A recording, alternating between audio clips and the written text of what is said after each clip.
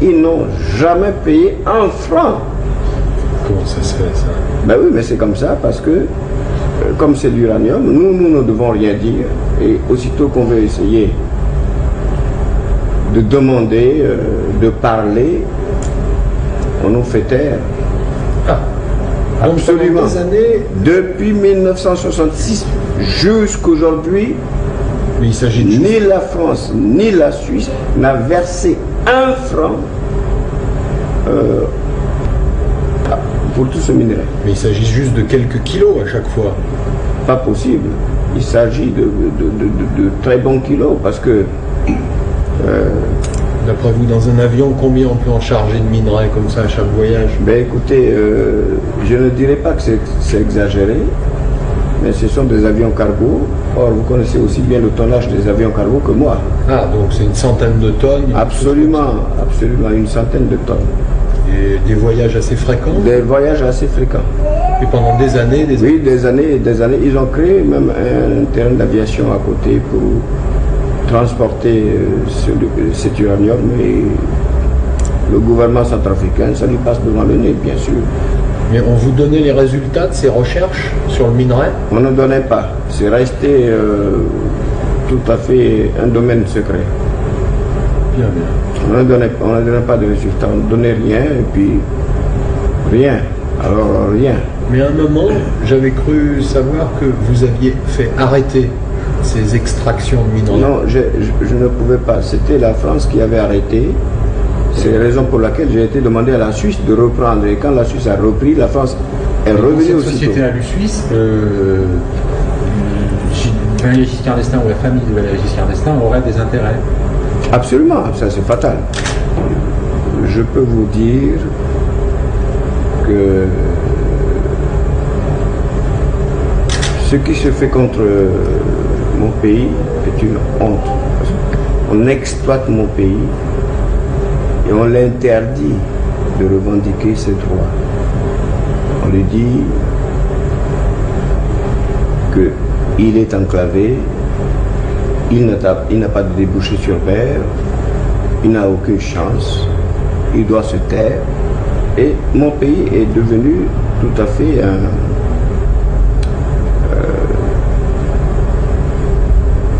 une terre où on vient exploiter, on exploite l'uranium, on exploite aussi le diamant. Pour le moment, ce sont deux minerais qui sont exploités. Nous avons cependant un important gisement de fer qui se situe à 75 km de la ville de Bangui. Nous avons fait des dossiers. Nous avons demandé à la France de nous aider à extraire ce fer qui a une très forte teneur en minerais. Par exemple, 75% de fer. Et la France n'a jamais accepté, la France n'a jamais rien. Et ce sont des cas où lorsque un chef d'État centrafricain cherche, fait des démarches, trouve des pays qui acceptent de l'aider pour extraire le minerai, en ce moment-là, la France intervient pour empêcher, parce que la France considère le Centrafrique comme une propriété presque privée. Mais l'influence française est tellement grande qu'elle le montre clairement à des États étrangers à Centrafrique, que c'est elle, la France, qui est propriétaire de terres que le Centrafrique lui appartient, c'est sa propriété. L'indépendance dont on proclame partout ça et là, ce n'est que des jeux de mots, c'est tout, mais en réalité,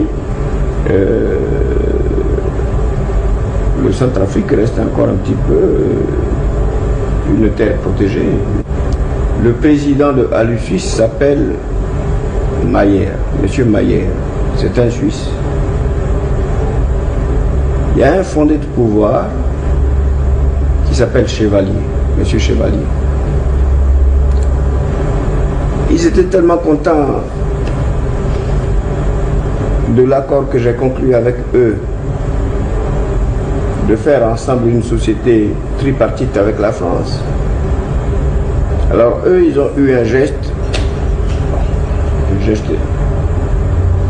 amical, parce qu'ils m'ont remis une montre en diamant. Ils m'ont dit, Majesté, en extrayant l'uranium, nous extrayons aussi du diamant. Et tout ça, c'est grâce à vous. Parce que c'est vous qui nous avez demandé de coopérer avec votre pays pour l'uranium. Alors, on a pensé vous offrir un cadeau. Donc, on vous offre une montre en or, une montre surmontée de diamants. Et c'est le diamant que nous avons extrait. En extrayant l'uranium, nous extrayons aussi le diamant. Ah, oui, mais c'est vrai, c'est la vérité. C'est un peu le même. Les tous sont logés ensemble. Mais toute la terre centrafricaine regorge de diamants et de l'uranium partout. La taillerie du diamant que nous avons, nous sommes associés avec les Américains. Des Beers. Je vous jure que le gouvernement ne perçoit rien.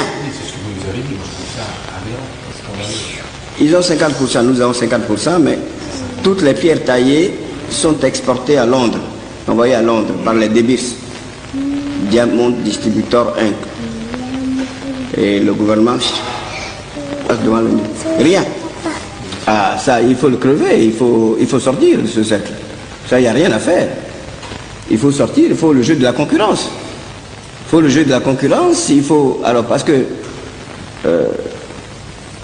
ce qui est drôle, c'est qu'une idée comme ça qui jaillit et qui reflète la vérité même n'est pas prise au sérieux, n'est pas acceptée. Et c'est ça, alors, dans ces cas-là, on est obligé d'aller frapper à toutes les portes.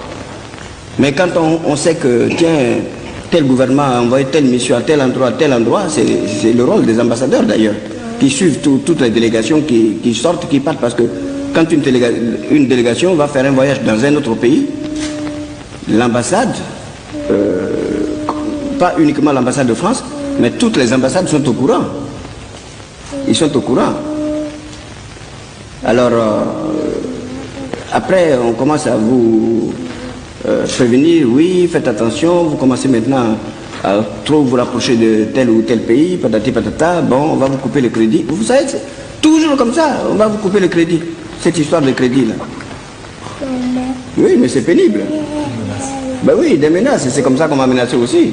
Pas contre moi, c'est-à-dire eux-mêmes, bien sûr que les Américains, ils étaient venus installer l'extraction de manière industrielle avec des machines et tout. Ils avaient des gens qui travaillaient pour eux. Alors ils avaient préparé un contrat que j'avais signé avec eux au nom du gouvernement.